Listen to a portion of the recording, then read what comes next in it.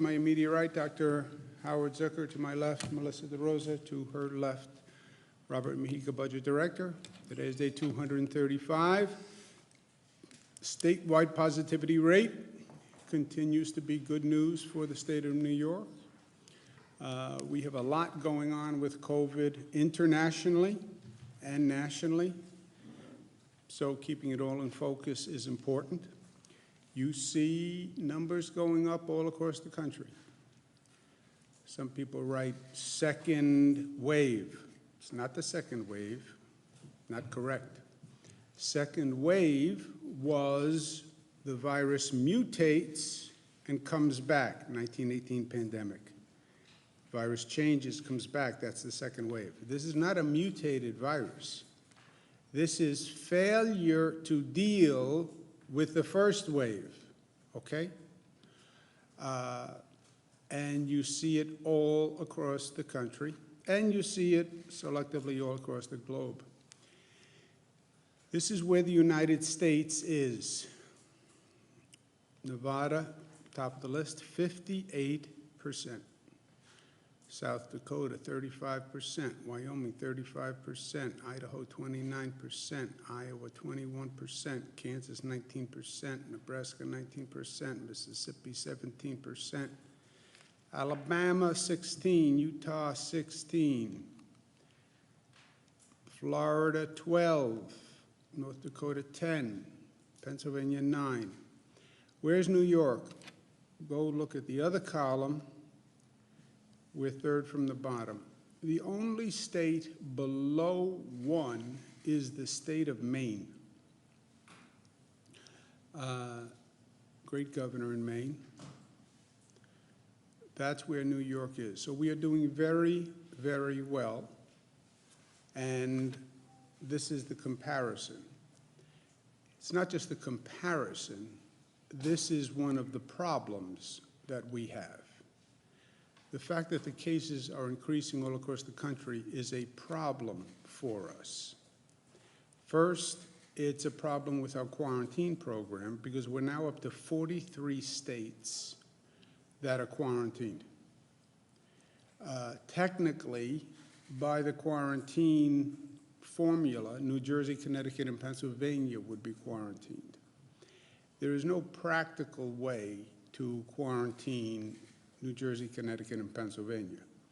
Remember, this whole concept of states quarantining other states is novel to say the least. I don't think it has happened in the past 100 years. The way we basically enforce the quarantine is at airports when people fly in, because normally you fly in from another state. Connecticut, New Jersey, Pennsylvania, you don't fly in, you drive in. There are numerous roads that are interconnections. You would have to do some theory of border checks all across the state. And from an economic point of view, there's too many interconnections with Pennsylvania, Connecticut, and New Jersey. People live in one place, work in the other place. It would be devastating for the economy. The quarantining of 43 states just shows you how the world has reversed. Remember, when we start, New York has the highest infection rate in the country because of the COVID ambush, because the president was wrong. It was not the China virus. It was the European virus. By the way, there's a movie called Contagion. You may have seen it, 2011. Go back and watch the movie Contagion.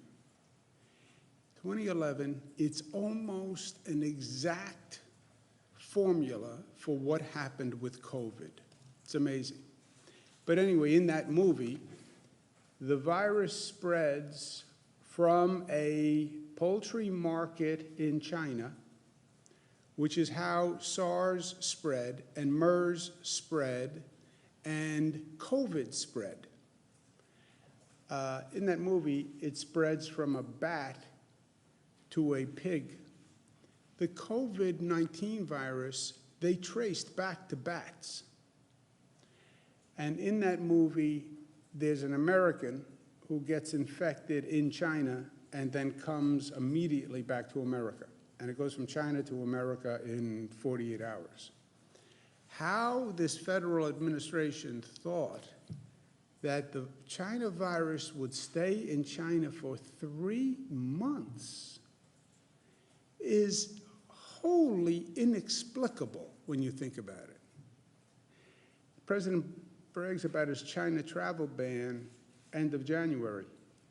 He doesn't do a Europe travel ban until March 16th. That allowed 3 months for the virus to come here. So anyway, we go from the highest infection rate after the ambush, post-ambush. Now we have one of the lowest infection rates, but now our problem is the other states quarantining 43 states. We are working with global experts to see if there's a different methodology to quarantine. How do you use technology? How do you use testing? Because our current method is you come here and then you have to stay here for 14 days before you leave. The enforcement of that is highly problematic. We're not equipped to do that. It also has a negative effect on businesses. People want to come in for a business meeting, but you'd have to stay here 14 days before you could have the business meeting. So there's new testing technology, there are rapid tests. Is there a better, smarter way to handle a quarantine? And again, this is all, none of this has been done before. So figuring it out as it goes. But you're now up to 43 states. Is there a better way? And that we're researching. So for the fall, there are significant stressors, which the scientific community advised all along, by the way. Nobody can sit there today and say, oh, wow, fall is seeing a surge. They all suggested a surge. And New York prepared for the surge because we follow the science, right? This is a virus. The virus doesn't follow politics. They've never found a Republican virus or a Democratic virus, despite all the research. They've never found a red virus or a blue virus. It's always just a virus. So science matters. So what happens in the fall, schools open, colleges open, people come indoors. The outside activity is much safer. There's a COVID fatigue factor that I want to talk more about in a moment. Flu season starts. The symptoms in flu season look like the symptoms from COVID. And added bonus problem, other states are coming to New York with higher infection rates. These are all stressors for the fall. The good news is we have prepared for it. We have what we believe is the most sophisticated COVID detection and elimination system of any state. Because we've spent time, we've invested, and because New Yorkers are invested in it. What's the best you can do? Detect the smallest outbreak as soon as it happens. Patient 0. Trace it back to where it starts. Find a small outbreak, a small cluster, and jump on it. Quick action to contain it and eliminate it. That is the best you can do in this situation. You see an ember land in dry grass, ring the alarm, everybody run, stamp out the ember. The embers are what we call microclusters. And we can identify them from the testing data, from the hospitalization data, and mapping software. We identify the microcluster. That's called a red zone. We then put a buffer around it. That's called an orange zone. We then put a buffer around the orange zone, which is a yellow zone. Why? Because these areas are so small that people walk to a store, people walk to a restaurant, and you see the viral expansion will be a series of concentric circles. It just works its way out. You drop a pebble into a pond, and you have that first ring and the second ring and the third ring, that's how COVID spreads. So focus on the intense cluster and then set up buffer zones, and that's what we did. Most restrictions in the red zone, reducing the restrictions in the orange zone and the yellow zone. Reduce the restrictions in that area. Much better than what we were doing and what many states are doing, where they only have statewide data. So the only mitigation program is close the entire state, reduce activity in the entire state. We went from that to regions. There's a problem in a region, reduce the activity in the entire region. We now have the data that takes it to such a small level, we say we're going to reduce activity, but only in that small area. So we reduce disruption. It's only in your neighborhood. It's not 5 miles one way, and it's not 5 miles the other way. It's only in your area, which allows the economy to continue to run with less disruption. And then we said, we put in place the restrictions. We then watch the data for 14 days. We come back after 14 days, and we make whatever adjustments. The adjustments we're going to make are these. To exit a red zone under 3% after 10 days, 4% in less populated areas. What does that mean? The virus spreads faster in a denser population than in a more rural population. In a more rural area, you come into contact and proximity with fewer people than in a denser environment. If you are in the middle of New York City, you have one factor for spread. If you're in the middle of the North Country, you have another factor for spread. An orange zone under 2% after 10 days, 3% in less populated areas. A yellow zone under 1.5 after 10 days, 2% in less populated areas, right? So the differential between a populated area and a less populated area is also a more sophisticated analysis tool, but it's also inarguable. Additional considerations. Now remember, you're talking about very small communities here. Look at the hospitalization numbers. Are the hospitalization numbers going up or down?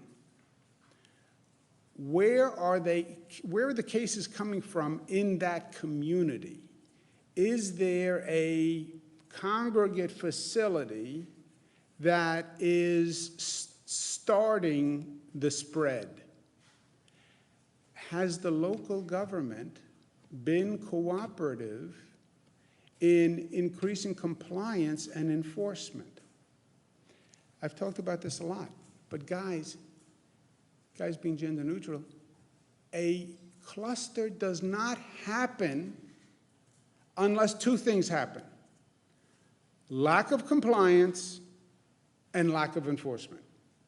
That's the only way it happens. That is the only way it happens. People didn't comply, went to a party with more people, went to a bar with more people, had a private party in a backyard with more people. People weren't wearing masks. Lack of compliance and lack of enforcement by the local government. Where people don't comply, the local government has to enforce. If you have no compliance and you have no enforcement, you know what you have? Spread. That's it. There's no rocket science here. How did it happen? People didn't follow the rules. The government didn't enforce the rules, and now you have spread. And then everybody says, oh my gosh, this is terrible. Here we go again. Yes. 1 + 1 = 2. No compliance, no enforcement, more spread. Period. So that's a factor. Is the local government actually doing the enforcement? And we know that has been spotty. And then, since you're dealing with a small community, is the community cooperating? Or is the community taking a hostile attitude and saying, we're not doing it. We're not wearing masks. We're going to violate the gathering rules, et cetera. So these are additional considerations. And this is literally conversations that we have with people and groups in the community. The current microclusters, this is what they did. First, what this shows is it is working. It is working. Again, because 1 and 1 equals 2. If you talk to the community about increasing compliance, if you increase enforcement, the spread will come down. Brooklyn went from 7.7 to 5.5. Queens and Kew Gardens, 4.1 to 2.5. Queens and Far Rockaway, 3.2 to 1.8. Rockland, 13 to 4. Orange, 34 to 4. All areas, 7.9 to 4.5. That's good news. Celebrate. Don't panic. Don't fear. Oh, it's out of control. No, we have it managed. We know how to do this. We just have to do it. Oh, I'm gaining weight. We can handle it. We know how to do it. Back on the treadmill. No cheesecake. We'll get it under control. This is a manageable problem. When we make progress, we adjust the targets. Brooklyn had a red zone, an orange zone, and a yellow zone. Brooklyn, the red zone remains the red zone. The orange zone becomes a yellow zone, and the yellow zone remains yellow. Okay, so in Brooklyn, the orange zone will go to a yellow zone. There are less restrictions in a yellow zone than an orange zone. So this is what South Brooklyn will look like. Queens, in Kew Gardens, there are 2 areas in Queens. Overall, the red zone went from 4.7 to 2.5, great. Orange, 1.9 to 1.6, yellow, 1.9 to 2.1. In Queens, the red zone goes to yellow, the orange goes to yellow, the yellow stays yellow. We are also adjusting the Queens map to adding Ozone Park neighborhood, which has seen an uptick in cases. So Ozone Park becomes a yellow zone. And that is what it looks like. And that is the cluster of cases. And there you see Ozone Park. Far Rockaway, red zone went from 3.7 to 1.8. Orange went from 4 to 1.7. Yellow went from 4.4 to 3.5. That's real progress. Queens, red goes to yellow, orange goes to yellow, yellow goes to yellow. Far Rockaway is all yellow. Rockland, red zone went from 11.6 to 4.8. Yellow went from 9.1 to 6. We made progress, but not enough. Rockland, red remains red, yellow remains yellow. Orange went from 12 to 4, 19 to yellow went from 19 to 1. That's really significant progress. Red remains red, yellow remains yellow. Although we've made a lot of progress, the numbers are still not acceptable. So we have more to do. Broome County, same thing, 4.8 to 4.6, 4.8 to 4.6. That's marginal progress at best. It remains yellow. We've also are tracking some new microclusters. This is the statewide map of microclusters. But we're seeing recent upticks in counties along the Pennsylvania border. That could be from a couple of causes. Pennsylvania has a high infection rate. You could have people going from those counties to Pennsylvania. You could have people from Pennsylvania coming into those counties. A lot of those counties, people work in one place and live in another. And we're working to find specific events that triggered it. We haven't found them yet. It looks like more of a widespread, just community spread. At this point, we're going to do more testing to try to find out exactly what's going on. But Steuben County has been about 4% for 3 weeks. And that is not good. And again, we're going to try to drill down. But right now, part of the county is going to be in a yellow zone. Chemung County has been at about 5% for about 3 weeks. That's a problem. Again, we're trying to find out a specific cause of the spread, but it may very well just be the proximity to Pennsylvania. So we're focusing on that. But Chemung County is going to have an orange zone and a yellow zone buffer. And you see the concentration of cases in the slide on your left, I guess. But it's always the same concept. The concentration of cases become the most intense zone, and then we have a buffer zone because that's where it's going to spread next. These are the overall numbers.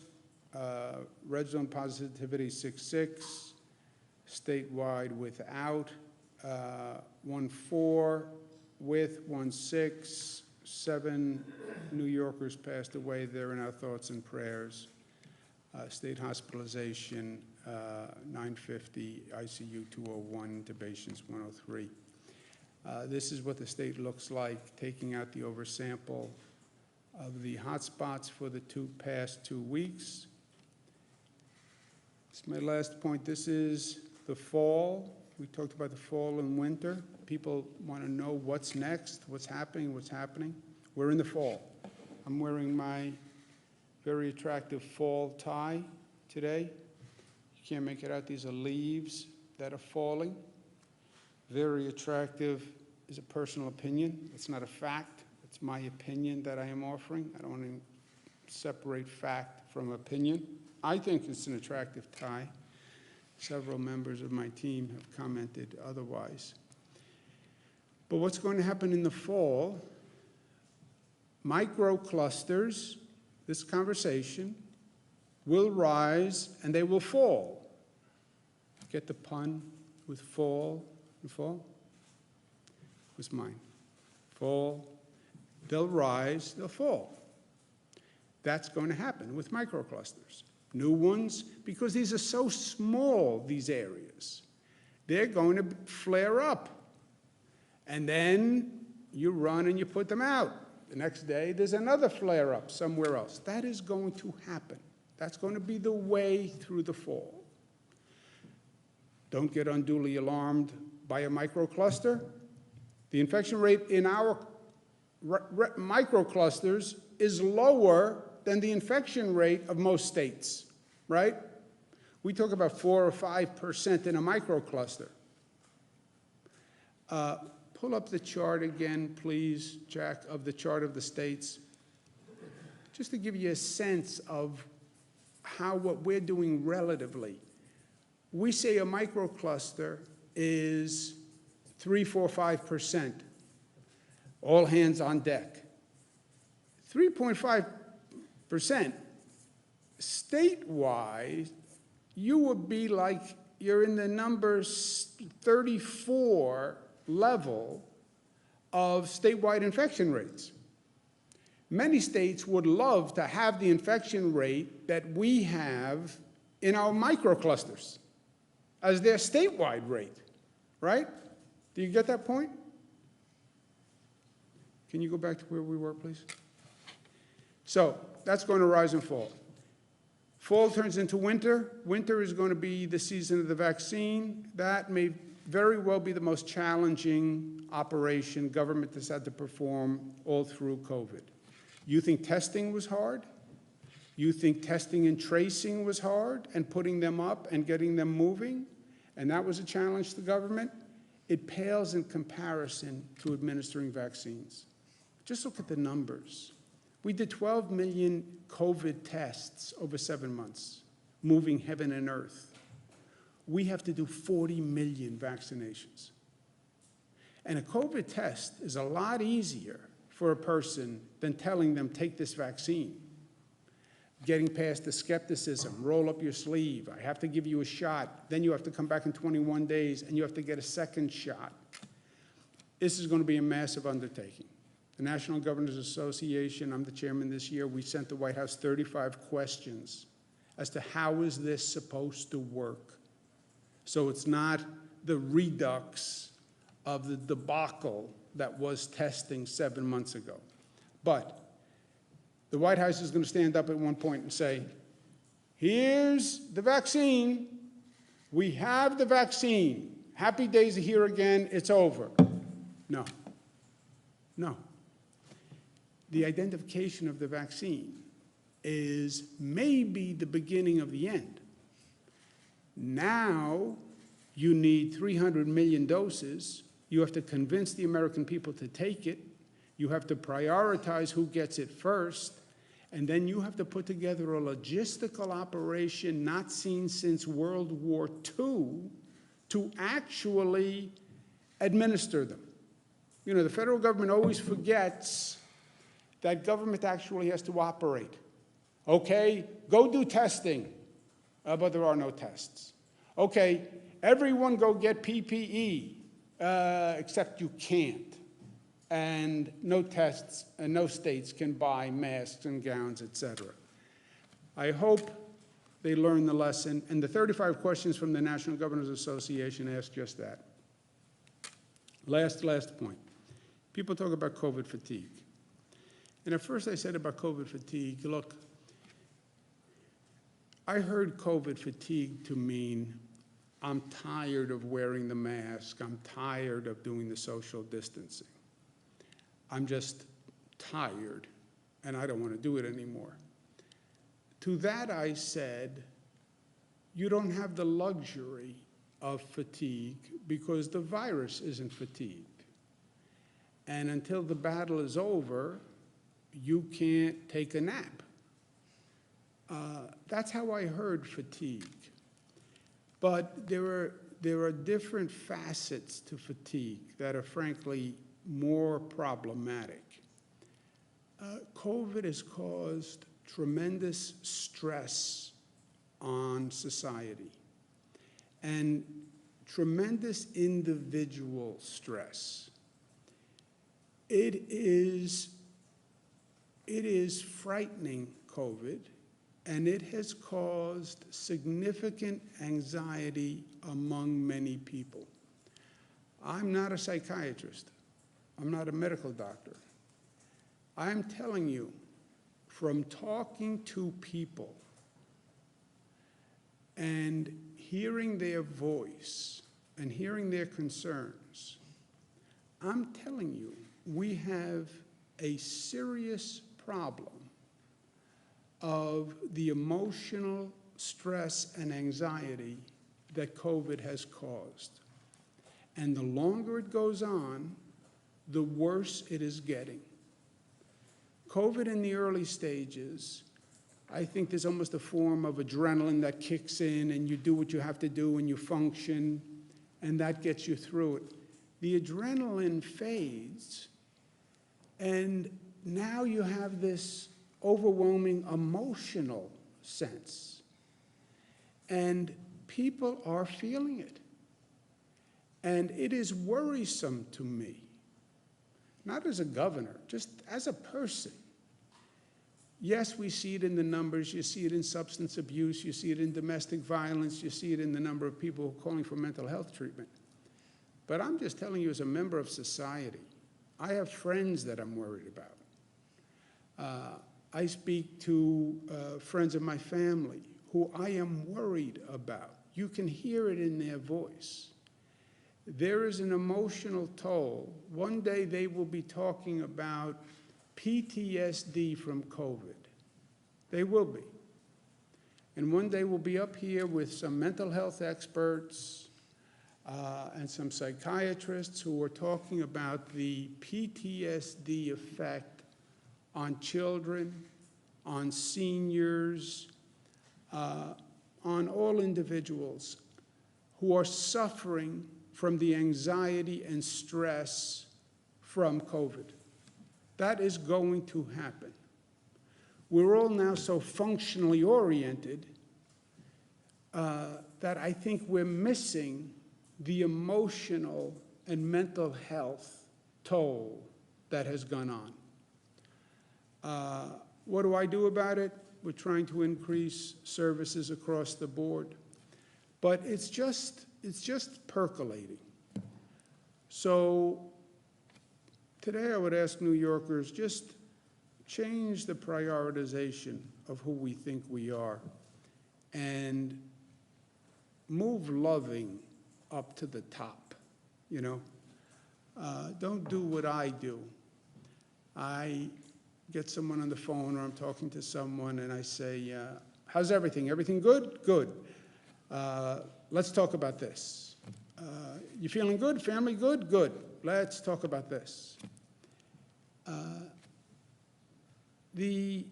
How's everything going? How do you feel? How are you dealing with this? Is more important than ever before. And slowing down and asking the question, and slowing down so the person can answer the question and get past the trite, quick response. I'm fine, I'm fine, I'm fine. Oh yeah, I'm fine, everybody's fine. Nobody's fine. Nobody's fine. You can't be going through this and be fine.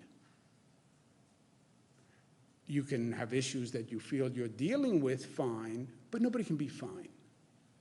This is a terrible period. And just take that moment to show some love. And then we do everything else. We're smart, we're united, we're disciplined, we're tough. Questions? James?